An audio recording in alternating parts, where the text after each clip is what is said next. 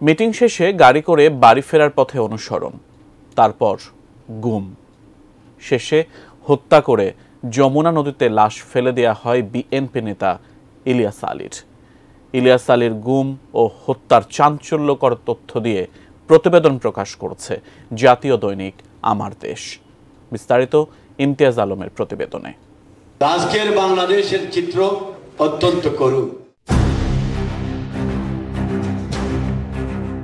Major general Ziaul আহসানের নেতৃত্বে একটি killing squad বিএনপির সাংগঠনিক সম্পাদক এম ইলিয়াস আলীকে গুম করার পর হত্যা করে। হত্যার পর খুনিচক্রটি ইলিয়াস আলীর লাশ যমুনা নদীতে ফেলে দেয়। আর এই গুম ও হত্যার নির্দেশদাতা ছিলেন তৎকালীন প্রধানমন্ত্রী শেখ হাসিনা।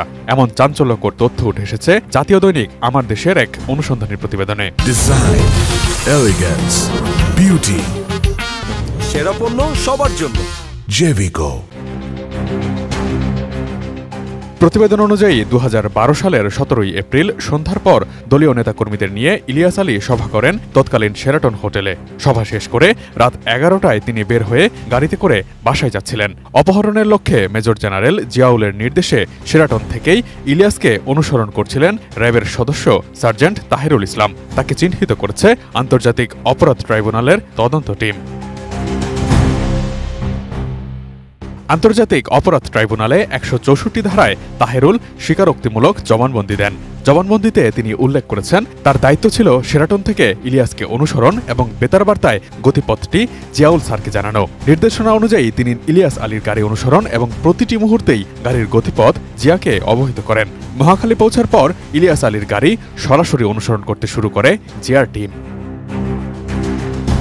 মহাখালী জলখাবার হোটেলের অদূরে বনানীর 2 নম্বর সড়কে ইলিয়াসের গাড়িকে ধাক্কা দিয়ে থামানোর পর ড্রাইভার আনসার সহ ইলিয়াস আলীকে অপহরণ করে জিয়ার টিমের সদস্যরা। এরপরেই জিয়া তাহেরুলকে বলেন, তোমার ডিউটি শেষ, চলে যাও। নির্দেশনা অনুযায়ী দায়িত্ব শেষে ফিরে যান তাহেরুল।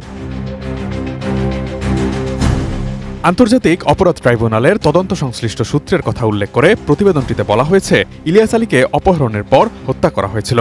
হত্যার পর তৎকালীন র্যাব কর্মকর্তা এবং পরবর্তী সময়ে সেনাবাহিনীতে পদোন্নতি পেয়ে মেজর জেনারেল হওয়া জিয়াউল আহসান অফিসে ফিরে স্বস্তি ও আনন্দ প্রকাশ করে বলেছিলেন, আজ বড় একটি অপারেশনে সাকসেসফুল হলাম, শেষ করে তাকে যমুনা নদীতে ফেলে দিয়ে এসেছি।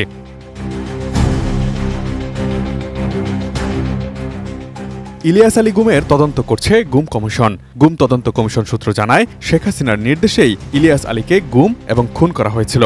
শেখ হাসিনা সরকারের সময়ে এসএসএফ এর মহাপরিচালক ছিলেন লেফটেন্যান্ট জেনারেল চৌধুরী হাসান সোহরাওয়ার্দী। তার সঙ্গে আলাপকালে জানা গেছে, ডিজিএফআই এর তৎকালীন ঊর্ধ্বতন কর্মকর্তাদের ডেকে নিয়ে ইলিয়াস আলীকে গুম করার নির্দেশ দিয়েছিলেন শেখ হাসিনা।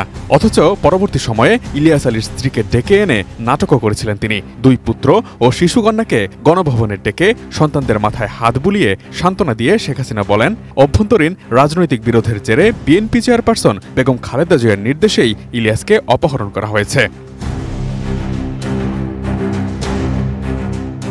শেখ হাসিনার সঙ্গে সাক্ষাতের পর ইলিয়াস হোসেনকে পাওয়া যেতে পারে এমন কথা বলে একবার গাজীপুরের পুবাইল, আরেকবার মৌলভীবাজারের কুলাউড়া থেকে ফোন আসতে থাকে তার পরিবারের কাছে এবং অভিযানও চালানো হয়। কিন্তু পরে তার পরিবার জানতে পারে তাদেরকে বিভ্রান্ত করতেই এসব পরিকল্পিতভাবে করা হয়েছে।